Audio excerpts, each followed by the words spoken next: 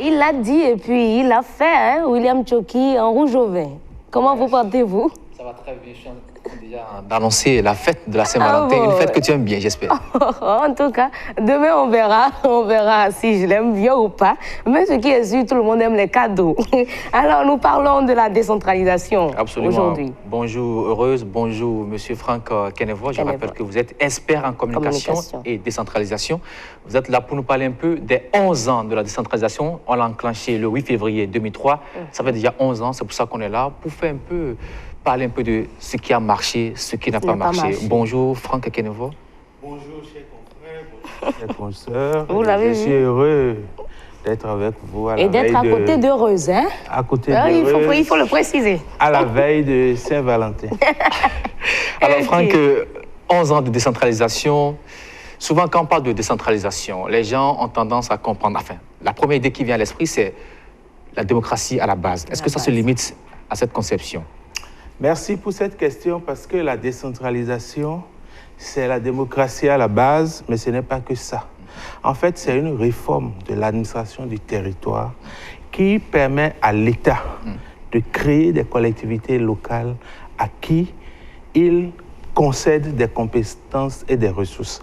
Lorsqu'on parle de compétences, c'est un ensemble de services publics que l'État gérait auparavant.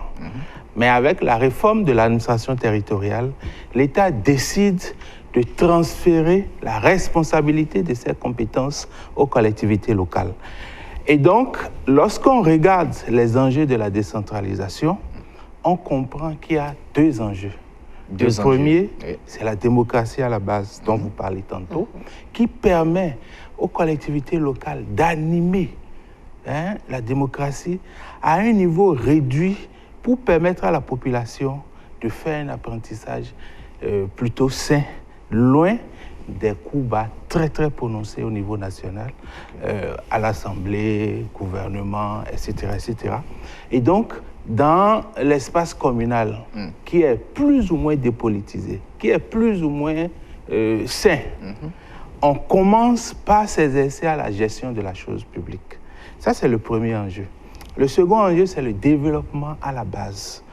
Parce qu'on met les synergies ensemble, on fédère les énergies pour non seulement identifier la vision de développement de la commune, mais mettre en œuvre les programmes et projets qui permettent d'atteindre cette vision-là en associant toutes les forces vives de la commune. Parce que lorsqu'on gère au niveau du pouvoir central, on comprend qu'en restant à Cotonou, on ne peut pas bien apprécier les problèmes de Tchoumi-Tchoumi. Absolument. On ne peut pas bien apprécier les problèmes de chez moi à Boycon. Okay. Donc, un coucou déjà à ceux qui sont à Boycon, hein, c'est ce que je veux dire par là. Donc, lorsqu'on décentralise, c'est pour que le pouvoir se rapproche des populations concernées et qu'ensemble avec les organes élus, on puisse décider de l'avenir de la collectivité locale, de l'avenir de la communauté. Donc, de ce point de vue, on retient généralement deux enjeux à la décentralisation, c'est le développement local et la démocratie à la base. Mais depuis 2006, le gouvernement a insisté sur la notion de gouvernance locale. Et c'est une notion transversale, c'est-à-dire, lorsqu'on veut aller au développement, on doit avoir la bonne gouvernance. C'est a priori sous-entendu dans les enjeux de démocratie et de développement. Alors justement, parlant de bonne gouvernance, est-ce qu'en 2003, quand on lançait ce processus, est-ce que le Bénin était véritablement prêt? Le Bénin était le pays le plus prêt en 2003 parce que c'est depuis 1990 que la conférence nationale a recommandé dans ses actes la décentralisation de l'administration territoriale. Et en 1993, les États généraux de l'administration territoriale ont donné les grandes orientations de cette réforme.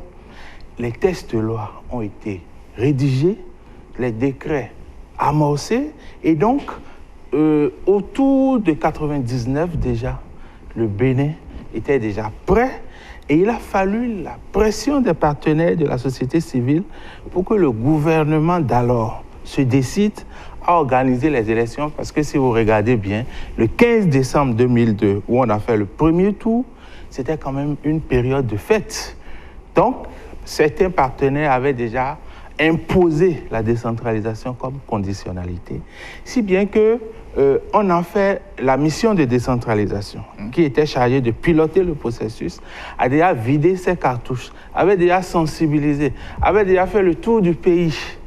Mais on n'a pas fait les élections à temps parce qu'il y avait des problèmes politiques. La RB, qui était dans l'opposition, était désignée gagnante des grandes villes au sud, etc., etc. Donc, il y avait des calculs politiques. Si bien qu'en 2003, le 8 février 2003, lorsqu'on installait le conseil communal de Waké, le premier qu'on a installé, le Bénin était déjà prêt. Il y avait beaucoup de partenaires qui voulaient financer la décentralisation. Il y avait déjà une sensibilisation. Aujourd'hui, on peut relativiser la portée de ces sensibilisations, mais il y avait un travail qui était déjà fait par la mission de décentralisation et les acteurs politiques. Et donc, on était véritablement prêt en 2003 pour commencer l'expérience, enfin, pour passer à la phase pratique, à la phase active de la décentralisation. Alors, Franck Kenevo, vous partagez avec moi que 11 ans après, il y a encore des communes qui sont encore à la traîne, et qui se cherchent, qui attendent toujours que l'État les vienne en aide. Voilà. En fait, ça, c'est partout dans le monde. Parce que... Mais c'est plus criard chez nous ici. Oui, parce qu'on est au début. La France, déjà, a eu une longue expérience de décentralisation, mais la question du transfert des ressources continue de se poser en France. Donc, ce qui se passe au Bénin, c'est quoi? C'est que dans un premier temps, la loi a donné beaucoup de compétences aux collectivités locales. Lorsque vous regardez les questions de la vie quotidienne des citoyens, immédiatement, ça fait partie des compétences des collectivités locales. Mais là, c'est sur papier, hein? Est-ce qu'il y a réellement eu un transfert? C'est sur papier dans un premier temps. Lorsque les sous-préfectures et les circonscriptions urbaines ont été transformées en communes, immédiatement, je crois qu'elles ont commencé par exercer un certain nombre de compétences. L'État, on est jaloux, hein? Ce qui fait un ministère, c'est les compétences. Plus vous avez de compétences, plus votre budget est consistant. Et donc, tout naturellement, hein, si vous étiez à la place de ces gouvernants, vous allez faire peut-être la même chose. Vous êtes jaloux de vos prérogatives, de vos compétences, et vous avez du mal à les laisser aux collectivités locales. D'autant plus que le gouvernement était en position de force parce qu'il gérait depuis 1960 ses compétences. Mais lorsqu'on parle de décentralisation, est-ce que ce n'est pas parce qu'on est prêt à léguer ces ressources-là aux collectivités locales? Pourquoi maintenant user de sa force et toujours on parle de décentralisation en vue?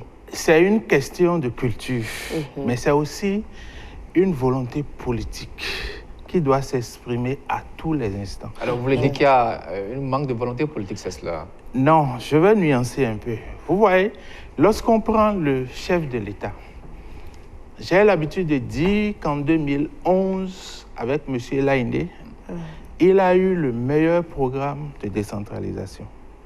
Il a dit à Boycon, je l'ai suivi, il a insisté sur le transfert des ressources. Parce que si vous avez les compétences et que les ressources sont ailleurs, en réalité, vous n'avez pas les compétences. Donc, le chef de l'État a insisté sur ça. Il y a eu la phase pilote du transfert des ressources. On a pris 5 ministères. Enseignement maternel et primaire, ministère chargé de l'eau, ministère de l'agriculture, ministère de l'environnement, ministère de la santé. Ces 5 ministères détiennent une bonne partie des compétences des collectivités locales. Et donc, progressivement, ces ministères, dans leur budget, on prévoit dans leur budget. Ce n'est pas directement dans le budget des communes, mais par le mécanisme du Fonds de développement des communes, du Fonds d'appui au développement des communes, FADEC, le gouvernement transfère une partie de ses ressources aux collectivités locales. Et vous avez suivi avec moi, en 2013, je crois qu'on était autour de 30 milliards. De francs CFA. De francs CFA. En 2014, on a annoncé 34 milliards, mais la Commission nationale des finances locales a annoncé la semaine dernière, le mardi dernier, donc cette semaine, près de 45 milliards que l'État a prévu de transférer aux collectivités locales. Vous voyez que ces ressources évoluent de façon consistante. En 2003, on était autour de 6 milliards. Et là, on parle quand même de 40 milliards, sinon plus. Il y a un effort qui est fait, mais tant qu'on ne va pas appliquer la loi dans sa totalité, il y aura toujours débat. D'autres pays ont été plus prudents et ont concédé progressivement les compétences aux communes. Mais au Bénin, on a décidé de transfert intégral des compétences. Donc, il y a une quarantaine. Les communes ont même la compétence d'avoir leur radio, d'avoir les chaînes de télévision, d'avoir le système de téléphonie. Et vous êtes sûr que ce sera faisable? Mais tant que c'est dans la loi, nous devons travailler à ce que cela soit une réalité. Alors, Franck, on dit 6 milliards en 2003. Aujourd'hui, on en est à 45 milliards. Ouais. À part le transfert des compétences, il se pose le problème de gestion. Est-ce que les hommes qu'on a aujourd'hui au niveau de nos collectivités locales, est-ce que ce sont des gens qui sont aptes à diriger, à gérer la chose locale? La légitimité que la Constitution donne aux autorités locales, c'est l'élection. La Constitution dit que les collectivités locales s'administrent librement par des conseils élus. Dès que vous êtes élu, vous êtes légitime. Mais entre l'élection et la capacité à gérer, il y a un travail d'accompagnement que l'État doit faire à travers le cadre institutionnel qui est mis en place, à travers les formations, à travers le préfet, autorité de tutelle qui est chargée de l'appui conseil aux collectivités locales, mais à travers la participation citoyenne. Ce n'est pas les élus, ce n'est pas le maire et les conseillers qui administrent une collectivité locale. C'est l'ensemble des forces vives de la commune. Et donc, si les populations restent à l'écart, si les citoyens restent à l'écart et regardent le maire et son conseil communal ou municipal faire, la décentralisation va échouer. Quelle que soit la compétence académique ou l'expérience de celui qui est maire, ce qui est important, c'est que les populations s'intéressent. Les populations ont la possibilité d'imposer des décisions. Et comment? Il y a le mécanisme de pétition, par exemple. Rien qu'en écrivant au maire, en disant en groupe ou de façon isolée, un citoyen peut demander un certain nombre de services publics à son maire. Il en a le droit parce que le maire est l'émanation de la citoyenneté locale. Le maire est là, on a rapproché le pouvoir pour que son exercice se fasse nez à nez avec la population. Et donc, tout citoyen peut dire à Monsieur le maire, nous sommes dans le processus budgétaire, par exemple.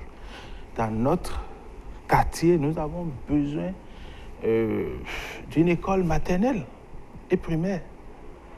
Et le maire est tenu de traiter cette revendication-là avec le conseil communal. Et c'est pour cela que la loi permet à tout citoyen d'aller s'asseoir lors des sessions du conseil communal.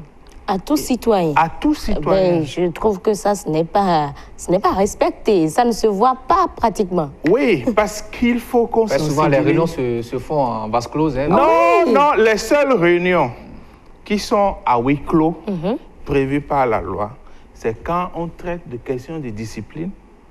Hein? On veut parler d'un comportement non administratif d'un élu, d'un agent. Bon, on peut faire ça à huis clos. Lorsqu'on parle des questions de sécurité, qui nécessitent, ce n'est pas toutes les questions de sécurité qui nécessitent une session à huis clos. Il y a des conditions dans lesquelles on peut faire une session à huis clos. Sinon, toutes les autres sessions sont public. Et les citoyens, le maire a l'obligation, par voie de presse, par les crieurs publics, d'informer la population. D'informer la population qu'à tel jour, sur tel ordre du jour, le conseil va se réunir. À partir de ce moment, vous pouvez aller. Deuxièmement, vous pouvez saisir le préfet en disant il y a des trucs, des défis urgents, il y a des préoccupations urgentes des populations et apparemment le maire ne prend pas ça en compte dans le budget. On va discuter avec le maire parce que il y a une formule que je retiens de l'Amérique latine où le Parti travailliste, dès qu'ils ont pris les villes, ils ont dit nous voulons gérer, mais c'est vous qui décidez de ce qu'on va faire. Les populations. Les populations. Et c'est de cette formule qu'est né le budget participatif, où le budget n'est plus décidé par les services, la gestion, les affectations budgétaires. Ce n'est plus les services de la mairie qui s'asseyent en vase clos pour dire on va affecter tel milliard à la salubrité, tel à l'enseignement maternel et primaire. Non. À part les charges de salaire et autres de fonctionnement, tout ce qui est investissement, on fait appel à la population. On les invite à dire, bon, quels sont vos besoins? On centralise les besoins, on les évalue, on dit, bon, nous avons des ressources pour 10 milliards par exemple. Mais vous avez des besoins pour 12 milliards. Comment on fait? Est-ce qu'on élimine un certain nombre de besoins ou bien vous augmentez votre contribution? Et c'est des mécanismes que nous devons apprendre à instituer dans nos collectivités. Alors, M. Franck Kénévoa, 11 ans de décentralisation, est-ce que vous êtes fier de ce qui est fait? Je suis fier d'une première chose, c'est la qualité du cadre institutionnel de la décentralisation. Et quand on voit un peu la politisation à outrance de nos collectivités locales? Bon, on est au début.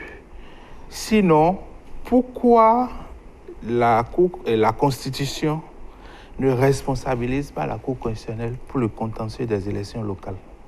C'est parce que c'est des élections administratives et non politiques. Si vous regardez notre Constitution, toutes les élections politiques sont gérées par la Cour constitutionnelle. Mais la seule élection qui n'est pas politique, gérée par la Cour suprême, c'est les élections locales, communales et municipales.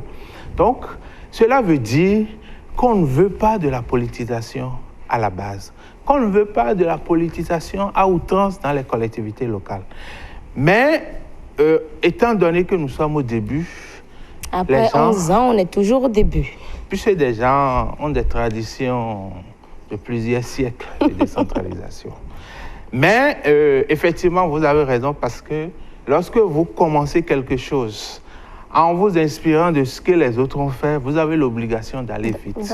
Surtout que c'est censé régler les problèmes de développement, les problèmes de pauvreté, les problèmes de suivi même de la population.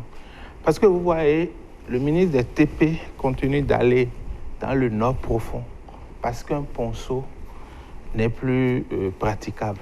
Non. En temps normal, ça, c'est le rôle du maire. Voilà. Donc, si... Mais là, il se pose un problème de transfert de compétences. Je suis d'accord. C'est-à-dire, si vous avez les compétences dans les textes de loi et que les ressources sont ailleurs, vous êtes obligé de vous tourner vers ceux qui détiennent les ressources. On vous donne le mouton et on tient la corde.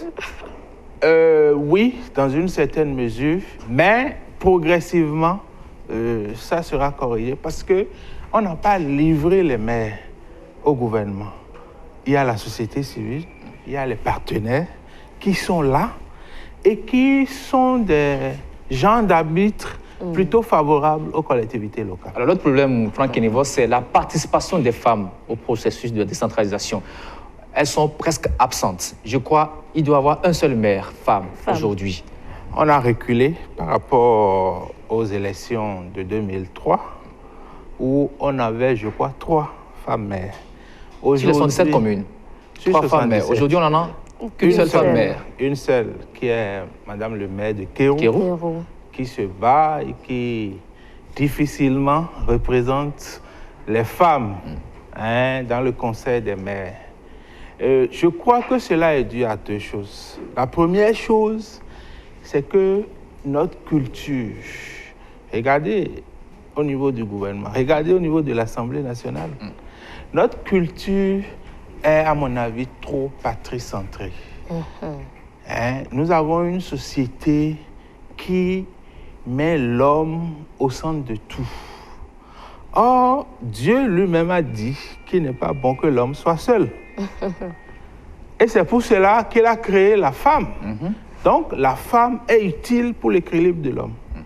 Mais facilement, nous oublions cela. Donc, il y a un travail, non pas... il ne faut pas qu'on exhibe des femmes comme modèle, comme référence, comme on a toujours fait. Non, il faut qu'on travaille de façon sérieuse et programmée sur la condition féminine dans notre pays.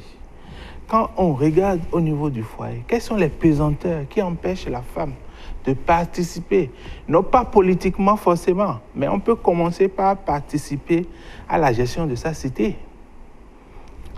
Comment, au niveau du travail, la fonction publique, le secteur privé, au niveau de nos marchés, quels sont les pesanteurs qui empêchent la femme réellement de participer? Lorsqu'on règle ces problèmes, on va s'attaquer maintenant à la législation. Tout le monde n'est pas pour la parité, etc., etc. Il faut un débat national. Certaines femmes en catimini ont rédigé une loi sur la parité qui a été rejetée, s'inédiée par les députés il y a 1 an. Mais on ne fait plus de débat. Mais est-ce qu'il faut nécessairement avoir une loi? Est-ce qu'il ne faille pas se battre? Bon, l'expérience a montré que les pays comme le Rwanda et le Sénégal, parce qu'ils ont pris une loi avec des implications financières pour les formations politiques, eh bien, ça marche. Mais je me rappelle qu'il y a eu des députés qui ont avancé comme argument qu'au Libéria, est-ce qu'il y a eu une telle loi pour avoir une femme présidente? C'est les circonstances. Je ne suis pas sûr que si on reprenait les élections au Libéria, ce soit une femme. Il y a des pays, parce qu'on a été la veuve d'un dictateur, on devient présidente, parce qu'on est soutenu par une puissance étrangère, on est président de la République. Mais ce n'est pas ça, ce n'est pas les cas isolés qui intéressent. Mais il faut travailler à ce qu'il y ait un mouvement d'ensemble. Voilà. Lorsque vous allez dans les pays d'Europe du Nord, c'est tout naturellement qu'une femme est Premier ministre ou président de la République. Parce que quand vous regardez le gouvernement, il y a plus de femmes que d'hommes. Quand vous allez dans les assemblées, il y a plus de femmes que d'hommes ou autant de... Ces cas-là me paraissent plus sérieux et plus durables que les cas où au Libéria, une femme. Nous savons tous le contexte dans lequel elle a été élue. Le pays sortait d'une crise, d'une guerre civile, tout. Et donc, ce n'est pas forcément des références. Mais je prends plutôt pour référence ces pays de la Scandinavie, ces pays d'Europe du Nord, ces pays comme la Suisse, où la représentation de la femme est vraiment équitable. Alors aujourd'hui, Franck Kenevoh, dites-nous ce qu'il faut faire pour que la décentralisation au Bénin puisse vraiment prendre son envol. 3 choses. La première chose, il faut réellement évoluer dans le transfert des compétences et des ressources. Les ressources, ce n'est pas seulement les ressources financières, mais il y a dans la fonction publique beaucoup d'agents qui ne sont pas forcément utiles à l'administration centrale. Il faut les envoyer dans les départements, il faut les envoyer vers les collectivités locales ou tout au moins vers les services déconcentrés de l'État. Deuxième chose, il faut que nous révisions nos tests sur la décentralisation. Pour y introduire plus de mécanismes de démocratie. Caduques, vous le dites? Non, pas du tout, pas du tout. Il y a des pays qui ont commencé avant nous et qui n'ont pas cette qualité de test que nous avons. Mais dans nos tests, il manque les mécanismes de démocratie à la base. Il manque un certain nombre d'outils. La question d'institution de maire, ça a repris encore. Et donc, il faut que la loi trouve des formules. La question d'emprunt au niveau des collectivités locales, les défis de développement. Il faut qu'on insère, parce que si vous regardez les lois, on a été obligé de les compléter par des décrets et des guides. Il faut un code de la décentralisation et des collectivités locales bien finalisé. Et la dernière chose, il faut que le pouvoir qu'on a envoyé aux populations à la base, qu'elles en soient conscientes. Il faut les sensibiliser, il faut les former, il faut les outiller à participer. Sinon, on va faire une décentralisation administrative. Parce que si le citoyen ne participe pas, dès qu'il y aura un problème, on va dire Yaïboni au secours. Alors que le maire est déjà là pour faire le travail. Et donc, ça va libérer le gouvernement central qui va se consacrer à suivre comment les ressources sont gérées dans les communes, à faire les grands travaux, les défis de l'aménagement du territoire et à nous représenter. Donc, si on revient à cette distribution des rôles, l'État, collectivité locale et population, je crois que 5 ans, 10 ans, le Bénin émergent que nous souhaitons sera au rendez-vous. Merci Franck Kenevo. Je rappelle que vous êtes expert en communication et décentralisation. Avec vous, on a parlé un peu des 11 ans du bilan qu'on pourrait faire de la décentralisation. Il reste beaucoup à faire pour que vraiment ça puisse prendre son envol au Bénin, la décentralisation. Merci beaucoup. Surtout la sensibilisation. Il faut beaucoup plus communiquer dans nos zones reculées, pourquoi pas dans nos langues nationales et autres, pour beaucoup plus informer nos populations. Mais voilà. On a à peine 10% de ce qui est à dire. Oui, nous avons pratiquement 20 minutes, mais nous avons fait plus que ça. On me faisait signe depuis longtemps, mais le sujet est très intéressant. Je crois que Franck Kenevo, on aura encore d'autres occasions pour vous inviter dans le brevet. C'est très important. La décentralisation, c'est le pouvoir à la base. Comment est-ce qu'il faut l'organiser pour que vraiment la population s'implique? Je crois que le débat reprend là. Je vous arrête tout de suite. Merci beaucoup.